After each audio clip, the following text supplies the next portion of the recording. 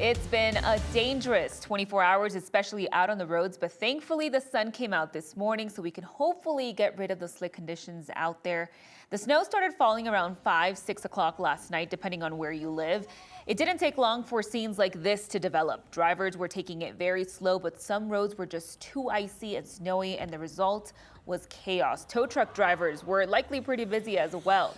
Now, it wasn't much better out there this morning. There were still small crashes like this one on 6th Avenue in Sheridan that was on the on-ramp. It was there for hours, and you might have seen cars on the side of the road either from last night or this morning. So here's a look from some of our major highways. This is a live look from several of our CDOT cameras right now. You can see, I believe the top left is 6th and Wadsworth, where you could still see those snowy conditions out there, very different than what we're seeing on along I-225 as well as C-470 for those heading into University. Now, as far as other roads, some have clear path, others still have snow covered like you're seeing right now. So what are the chances there's still some good snow melting today? Let's bring in Keely Chalmers with our 9 News Weather Impact team. Keely, this morning was a mess.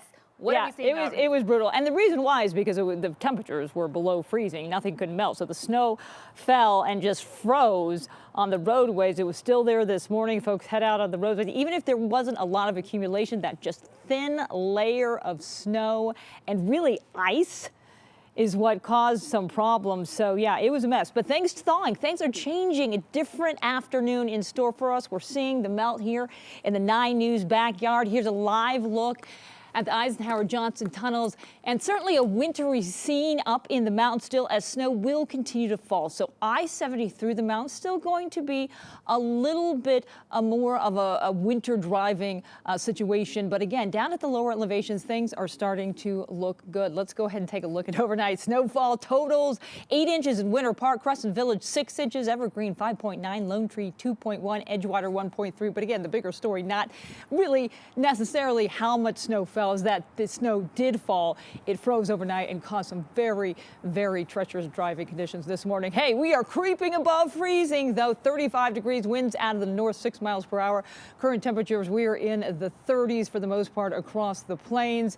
We're going to stay in the 30s, and we'll see a few clouds out there, but lots of sunshine. That snow starting to move out across the plains. 36 your forecast for today, and we're looking at 30s and 40s across the plains. The other big story will be the winds. They are getting gusty up in the foothills, and we're going to continue to track those winds. Chilly conditions, that tops our weather headlines. Windy conditions, second runner-up, and mountain snow continuing this afternoon. We'll talk about that and those winds. How strong will they get? Coming up in your full forecast in just a bit.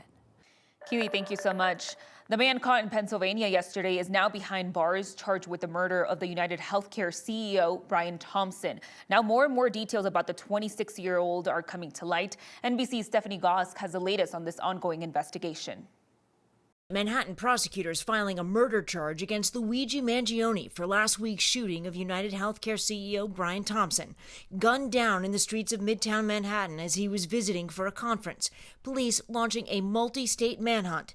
A senior law enforcement official confirming to NBC News that a handwritten note saying in part, "These parasites had it coming," was recovered.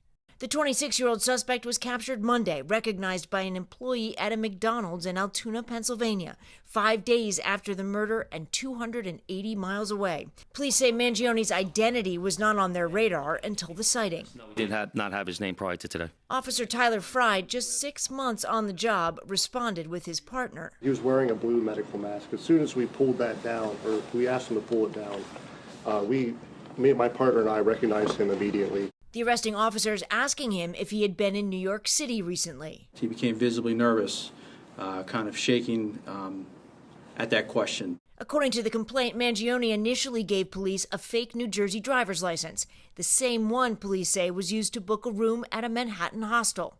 The charging documents also revealing when officers searched his backpack, they found a black 3D printed pistol and silencer. Mangione was born and raised in Maryland, his last known address in Hawaii.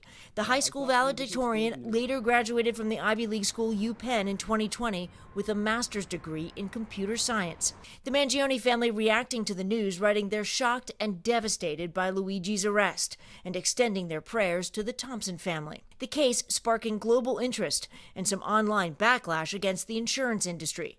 Pennsylvania Governor Josh Shapiro speaking out overnight. I understand people have real frustration with our healthcare system. This killer is being hailed as a hero. Hear me on this. He is no hero. The real hero in this story is the person who called 911. Boulder police are working to get answers in their investigation of an incident that sent 6 college students to the hospital Saturday night. The 6 became ill after ingesting cocaine that appeared to have been laced with another drug. All 6 were hospitalized, and at least some of them were treated with a medicine that reverses the effects of opioids. The incident serves as a cautionary tale. That's according to Steve Carlton, who's an addictions counselor and clinical director for an organization that works with people addicted to drugs as well as alcohol. You cannot count on your drug dealer to tell you what types of drugs they're providing you. It's really common that people are mixing in fentanyl with things like cocaine. They're also putting them in counterfeit pills, Adderall, Xanax, Percocet. Police haven't said what drug they think it was mixed with the cocaine, but they were expecting more information in the coming days. Investigators in Arapahoe and Douglas County say they've made headway into a series of burglaries and believe they've identified some suspects. They say the criminals have been targeting wealthy people as well as business owners who are Asian. They held a town hall yesterday afternoon, and the Dougco sheriff, Darren Weekly, said he believes these burglars have been hitting homes around the Denver metro area since 2018. He says the crimes tapered off for a bit but picked back up again last year. Investigators say the thieves spent time surveilling the residents before breaking in. While none of the burglaries have included any violence, investigators say the suspects have come close to confrontation with homeowners. We've had one case where they did hit the home and the homeowners were there and the husband heard it and he went down, and when he was running down to confront him, they took off. Authorities believe these burglars are part of a nationwide crime ring. They say cars used in crimes here in Colorado have also been spotted in Illinois, Delaware, as well as Florida. Tonight, the Boulder Valley School Board is set to vote on a resolution meant to reassure undocumented students and their families that they will try to protect them from President-elect Donald Trump's promise of mass deportations. The resolution says the district will continue to not collect or maintain any information about students or their families' immigration status. It also says they'll support students who may feel like they and their families are at risk, and that the district's Office of Legal Counsel will respond to any request by federal immigration officials to talk with any students while they're on school property or get information about them.